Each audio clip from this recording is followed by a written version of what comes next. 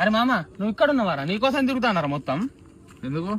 అరే కొంచెం మందట బంద్ చేయలేవరా? మీ మమ్మీ నాకు ఫోన్ చేసిందిరా, బాధపడతాందిరా. అసలు నైట్ నిద్ర కూడా పోతలేరట్రా. నువ్వు 11, 12 వరకు పోతానట ఇంటికి. ప్లీజ్ రా మామ, మందు బంద్ చేయరా. నువ్వు మందు బంద్ చేసి ఎన్ని రోజులు అయిందిరా? అయింది 3 రోజులైంది. 3 రోజులు మందు బంద్ చేసి పెద్ద పత్తి లెక్క ఫీల్ అవుతానవారా నువ్వు? నాకు మందు అలవాటు చేసింది ఎవర్రా? నేనే. అప్పట్లో తాగాలని అలవాటు చేసుకోనంటే తాగురా, మంచిగా ఉంటది, ఎంజాయ్ ఉంటది. బాగా డిమ్ అయితే శీతల పాలు ఆకు వాసన చూడరా, తాగింది దిగుతుంది. పెరుగు తాగురా, హ్యాంగ్ ఓవర్ రాదు. మందులో నిమ్మకాయ పిండుకోరా, మంచిగా ఉంటది. మొత్తం చెప్పి ఇప్పుడు నువ్వు 3 రోజులు బంద్ చేసి నువ్వు అవుతలేవా? మరి చెప్తా అయిపోగా నీ వల్ల నేను ఖరాబ్ అయినా. ఇంకట్లా చెప్తే ఇజ్జత్ పోదారా?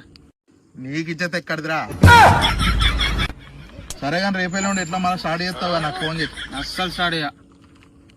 సరే కానీ ఒక సిగరెట్